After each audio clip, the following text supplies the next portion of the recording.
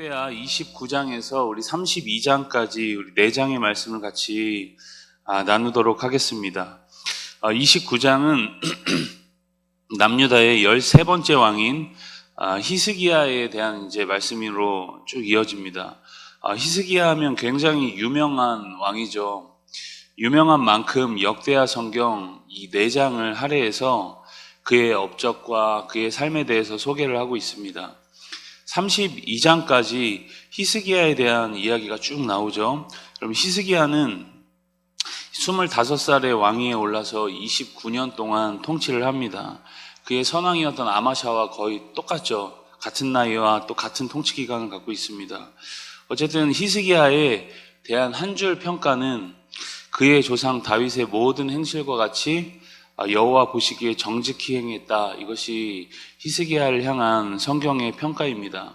다윗의 행실과 같이라는 평가를 들었던 2명의 왕이 있는데 첫 번째 왕이 바로 요시야고 그리고 한 명이 히스기야입니다. 그러니까 그 2명이 유일하죠. 그만큼 대단한 업적과 수많은 이 하나님을 향한 열심이 있었던 왕이었습니다. 그는 성전을 수리하고 닫혀있던 성전문을 다시 엽니다. 그리고 제사장들과 레위인들을 성결하게 합니다. 영적 지도자들을 바꾸어내죠. 다른 것보다 이스라엘 신앙의 부흥을 위해 애썼던 그런 왕이었기 때문에 그가 그런 영광스러운 칭찬을 받게 됩니다. 그러한 내용들이 29장에 쭉 소개가 됩니다. 30장에 가면 30장은 히스기야가 성전을 정결하게 하고 여러 제사들을 회복시킨 후에 그 유월절에 대한 이야기를 하고 있습니다. 이스라엘 백성들의 3대 절기는 그 유월절, 칠칠절, 이렇게 초막절 세 절기죠. 그 중에서도 가장 중요한 절기가 바로 유월절입니다. 그런데 이스라엘 백성들은 이 유월절을 오랫동안 지키지 못했습니다. 지키지 않았다는 말이 더 정확하겠죠. 유월절을 지키지 않았다는 것은 그 안에 담긴 하나님의 구원 역사와 그리고 그 놀라운 은혜의 감격을 오랫동안 누리지 못했다는 것을 의미하기도 합니다. 히스기야는 온 이스라엘의 유월절을 준수하라고 공포하고 보발꾼들은 이 내용을 가지고 온 이스라엘의 그 왕이 공포한 내용을 전달합니다. 북이스라엘 왕국이 호세아 9년에 망했고 남유다로 따지면 이 시기가 히스기야가 통치하고 있었던 시기입니다. 그때 북이스라엘은 망합니다. 그런데 이런 비상하고 급박한 시대에 히스기야는 저기 북이스라엘 땅에도 유월절을 지키라고 공포하죠. 우리 6절의 말씀 30장 6절의 말씀을 같이 함께 읽겠습니다. 보발꾼들이 왕과 방백들의 편지를 받아 가지고 왕의 명령을 따라 온 이스라엘과 유다에 두루 다니며 전하니 일렀으되 이스라엘 자손들아 너희는 아브라함과 이삭과 이스라엘의 하나님 여호와께로 돌아오라. 그리하면 그가 너희 남은 자 곧 아수르 왕의 손에서 벗어난 자에게로 돌아오시리라. 아멘. 저 북녘 땅에 뭐라고 외치죠? 여호와께 돌아오라. 그리하면 너희가 살겠다. 이제 그 얘기를 하고 있는 것입니다. 이렇게 히스기야가 유다뿐만 아니라 전 이스라엘적으로 개혁을 단행했던 것이죠.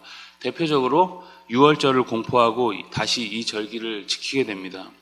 31장으로 가면 히스기야가 본격적으로 이제 종교개혁을 단행하고 있죠. 사실 종교개혁이라고 해서 큰 일을 한 것이 아니라 당연히 해야 했던 일, 원래부터 하지 말아야 했던 일을 안 하고 해야 했던 일을 하게 하는 그런 기본적인 일을 했던 것입니다. 우상들을 찍어 파괴하고 이방 산당들과 제단들을 제거합니다. 그리고 엉망이 되어버린 성전 규례를 회복하고 있는 모습이죠. 그리고 제사장과 레위인들을 반열대로 이제 성전에서 다시금 봉사하도록 합니다. 번제와 화목제 등을 재정비하고 찬양대까지 다시 조직을 합니다. 성전에서 일하는 이들의 생계 문제를 이제 해결하고 그들이 이 일에 온전히 봉사할 수 있도록 집중할 수 있도록 돕습니다.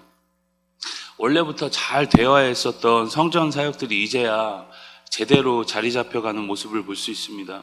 그러자 사람들이 11조를 이제 가져오고 이 11조 헌금이 너무 많으니까 이것들을 관리하는 일까지도 이제 히스기야가 재정비를 합니다. 엉망이 된 성전과 그들의 신앙이 자리 잡힐 수 있도록 힘쓴 히스기야에게 20절에서 21절은 다음과 같이 이야기합니다. 우리 31장 20절 21절입니다. 히스기야가 온 유다에 이같이 행하되 그의 하나님 여호와 보시기에 선과 정의와 진실함으로 행하였으니 그가 행하는 모든 일 곧 하나님의 전에 수종드는 일에나 율법에나 계명에나 그의 하나님을 찾고 한 마음으로 행하여 형통하였더라. 뭐라고 표현하죠? 형통하였다, 이렇게 표현을 합니다. 여러분, 주님의 일을 감당할 때 주님께서는 우리에게 형통의 복을 주십니다.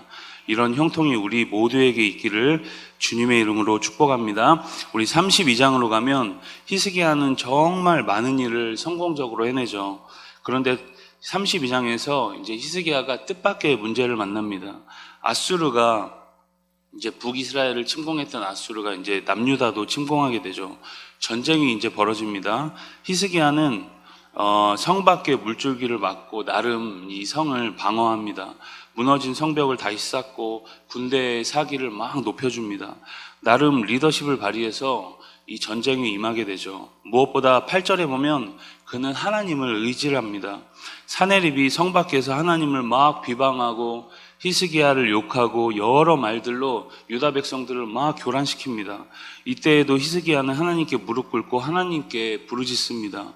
그러한 기도에 하나님께서는 천사를 보내서 아수르의 지휘관들과 장군들을 모두 죽이고 유다에게 승리를 안겨주십니다. 아수르 왕 사네립은 자신이 지은 신전에서 자식들의 칼에 찔려서 죽는 그런 처참한 최후를 맞이하죠. 여러분, 지금 상황을 보면, 쭉 상황을 보면 이 전쟁의 상황에서 누가 히스기야에게 승리를 주시나요? 하나님이시죠. 그럼 우리가 이러한 진리를 오늘 우리의 삶에도 똑같이 적용하면 됩니다. 모든 사안과 걸음 가운데 하나님을 의지하면 하나님은 반드시 우리에게 승리를 주십니다. 도와주십니다. 절대 외면하시는 분이 아니라는 것이죠. 오늘 우리가 그것을 믿는 은혜가 있길 축복합니다. 여러분, 오늘도 하나님이 능히 이루실 하나님의 일에 우리가 믿음과 기도와 순종으로 동참하는 복된 날 되시길 주님의 이름으로 축복합니다. 우리 역대하 29장에서부터 32장까지의 말씀을 경청합니다. 주의 말씀은 내 발의 등이요 내 길의 빛이니이다.